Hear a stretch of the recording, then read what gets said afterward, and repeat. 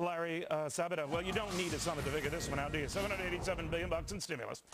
Now, out of the part that goes toward job creation, $159 billion awarded, just about $37 billion received. Still, Harry Reid plans to take up a new jobs bill that could cost billions more. Tennessee Democrat Congressman Steve Cohen says that we need it.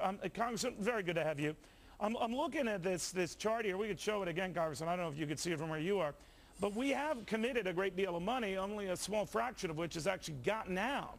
So maybe we should wait to see the rest get out before we commit to more. What do you think? Well, I think it's time to go out over a period of time because the economy is going to take some time to really start moving. And I know that. But I think what we need to do is we need to pass the transportation reauthorization bill.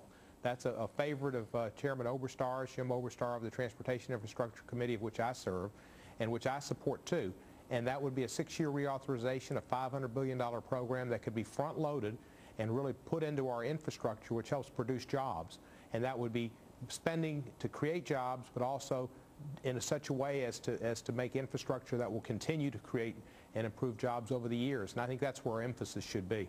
But what if we've just gotten it wrong, Congressman? What if we've assumed that this will create all these jobs and we find out these folks who get laid off from Pfizer or from IBM or from GE, they neither have the skills nor the interest nor maybe even the basic ability to take on some of these highway and bridge construction projects.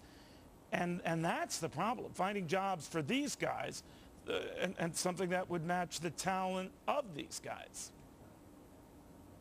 Well, some of the people can be trained, and we have proposals to help train people for the new economy. Part of the greening of America is training people for new jobs and finding new ways to create jobs and to make America a leader in the 21st century. And how are you going to do that, economy. Congressman, with someone who's, let's say, a biomedical expert at Pfizer and has just lost his job, or someone who was a top flight engineer at GE and he lost his job? What the devil are you going to do for those guys? Isn't that really what's going on? Those people who are highly skilled, I know, but you can't retrain them, but we did put over $10 billion into the National Institute of Health, the largest. I'm telling you, that's the problem here. I look at these labor statistics, I see who's losing the jobs, and by and large, what's going on in corporate America is the issue here. And a lot of these folks for whom you think that you're finding jobs with the best of interest, it ain't happening. So maybe rather than continuing to dig that hole, we put that particular shovel down and we try a different approach. But if this stimulus isn't doing the job, then why doing it all over again is it going to get any different results? Well, I don't think the safety loo, which is something we should pass anyway, the Senate's slowing it up. The administration has a problem with it as well. But eventually it's going to get passed. They want to do an extension. We've had an extension. It ends in the end of November.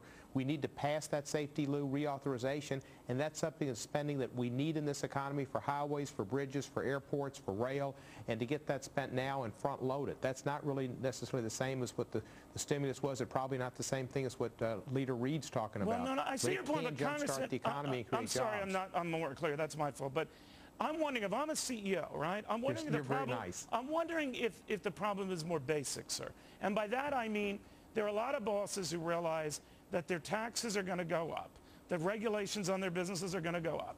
When it comes to health care, their costs could go up. When it comes to payroll-related taxes, they will invariably, definitely go up.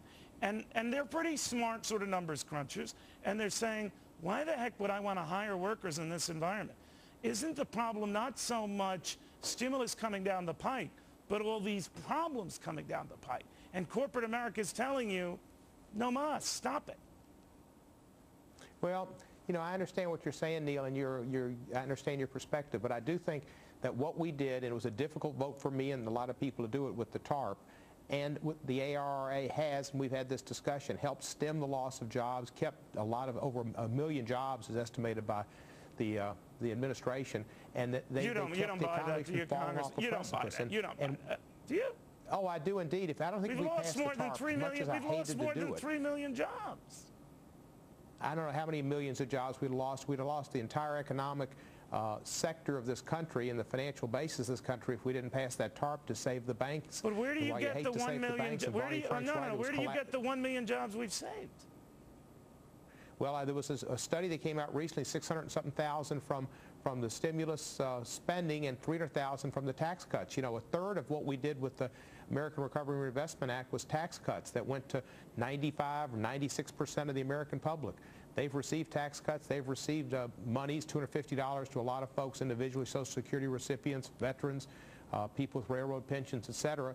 What we've done with monies on unemployment compensation, with monies on Medicaid, with monies on food stamps has helped stimulate the economy. Well, you might be right. Immediately. You know That's what, timely, Congressman, you might be right on a temporary. lot of that, but many times as a kid, I would give my report card to my parents, and they'd look at the D's and all. Not that I was an awful student, sometimes close to it, but they'd look at it and say, you know, this doesn't look too good, Neil. But I'd say, well, it could have been F's. It could have all been F's.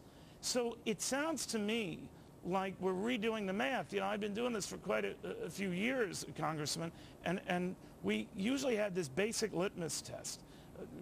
Jobs gained, jobs lost. Not jobs created or saved, not opportunities won or lost, just basic black and white math data.